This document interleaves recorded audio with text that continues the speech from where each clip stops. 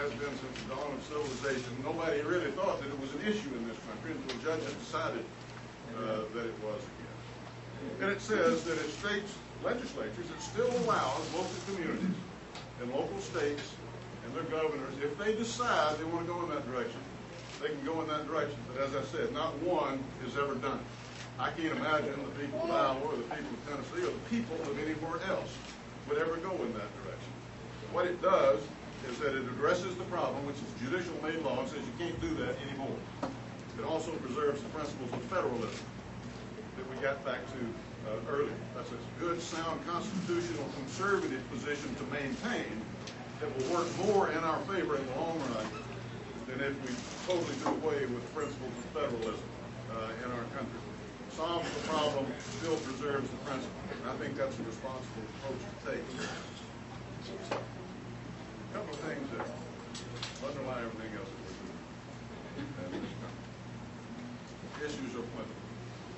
We certainly have health care cost issues. We have education issues. A lot of these things can be addressed by the principle that we've been talking about. Freedom and competition and being able to choose your own solutions in terms of these economic issues and things of that nature. We'll have an opportunity to discuss these things. I'm primarily concerned about the security of this country and the future prosperity of this country and the unity that we're going to need to do the things that we need to do. Unity that we're not showing today. The issue right now, many people's minds, is right. The issue is much, much broader than that. We have had war declared against us by radical Muslims. They have no rules. They have no timetable.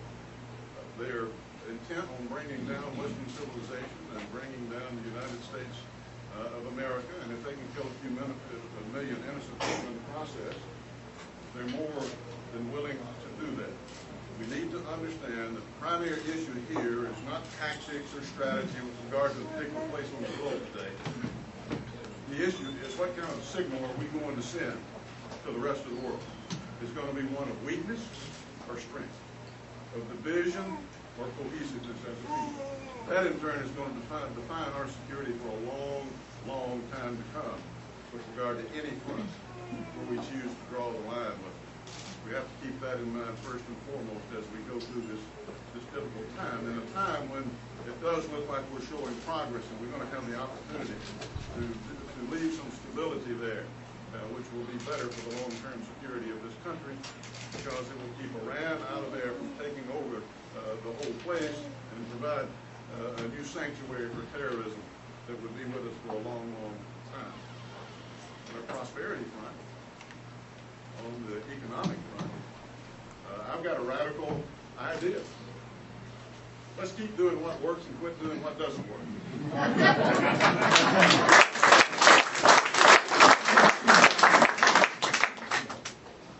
This administration inherited an economy that was going into recession. We had the dot-com bubble burst on Wall Street. We had Wall Street scandals. We had September 11. But we also had tax cuts in 2001 and 2003 that encouraged people to go out and work and invest and save, do all those things that grow the economy. We've had 22 successive quarters of economic growth. That works. That's what works. We've seen it work back in the 1920s. We've seen it work during President Kennedy's administration, Reagan's administration, and now this one again. We can't afford the big tax hikes that the Democrats have in mind. More and more people going into the alternative minimum category, really designed for the rich. The only problem is, according to their category, anybody who works for a living is rich. And that's their targeted tax cuts. Don't stand close to the target anywhere. You're going to get hit. Whether you're going to hold the beer or not. You can't let that happen. What doesn't work is the fact that we're on a spending path, locked in mandatory spending that they don't even appropriate on a year-to-year basis, that every economist in the country says is unsustainable. Unsustainable. The primary threat to the prosperity of this nation is the path that we're on. If nothing else changes, that is unsustainable. We are blessed with the fact that we're living a little longer. We have better health, lets us live longer and more productive lives. And my mama and I have a chance to discuss this from time to time down in Franklin, Tennessee. The other side of the equation is that we have proportionately fewer workers paying into this process, and the numbers just don't coincide. If you think that we can begin to do primarily coming together and realizing we have to do something, Democrats and Republicans, that will make sure that we don't have to face people with drastic cuts and astronomical tax rate raises, which is what's going to happen down the road. Politicians want to kick the can down the road and leave it somebody else's watch as we spend our grandchildren's money and future generations' money. Make you wonder what they would say if they had seats at the table. It's pretty easy to take advantage of somebody that's not there to defend themselves. You wonder what the unborn would say, or what they would think about us, and what we were doing in regard to this when they were going to grow up and get to a point where they want to get married and have that first home and buy that first car and live the American dream. Huge burden we're placing on their head because politicians in Washington think that we are so self-centered and so interested on current consumption for the day, what's before us. We don't care about the future. That we don't face up to these issues. I think that we're better than that. We need to send a signal that we're better than that. And you can do that on election day by electing the president. Not afraid to blow the whistle on that irresponsible conduct. And I'm that guy. Yay!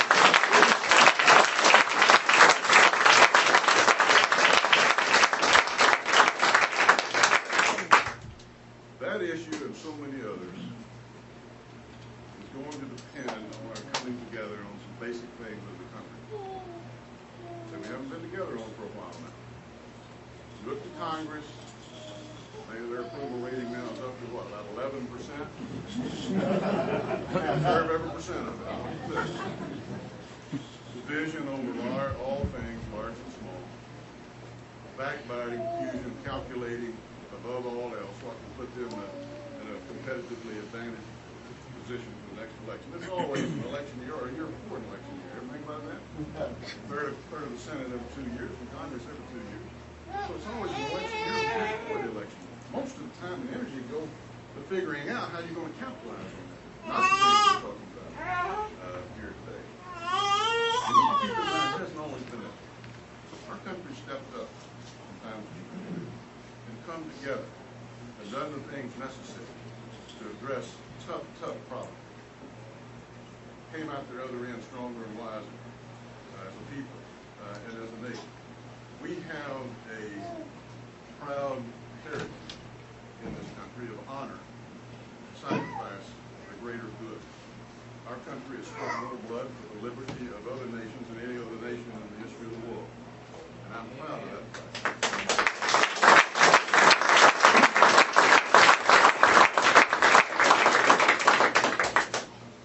It's resulted in us being a great nation. That means that we've been blessed to be here. Those blessings carry with certain responsibilities. And that is for us to try to leave this place a little better than we found it. I think we can do that. We'll keep the faith, stick to the principles that we know that we all believe in.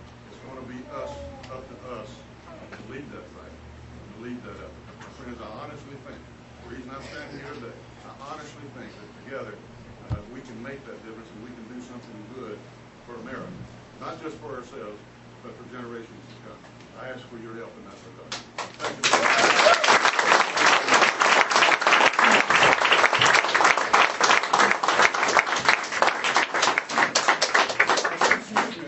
I see my friend John Rich is back there. You know, you're all big fans of Big and Rich. Well, that's Rich right there.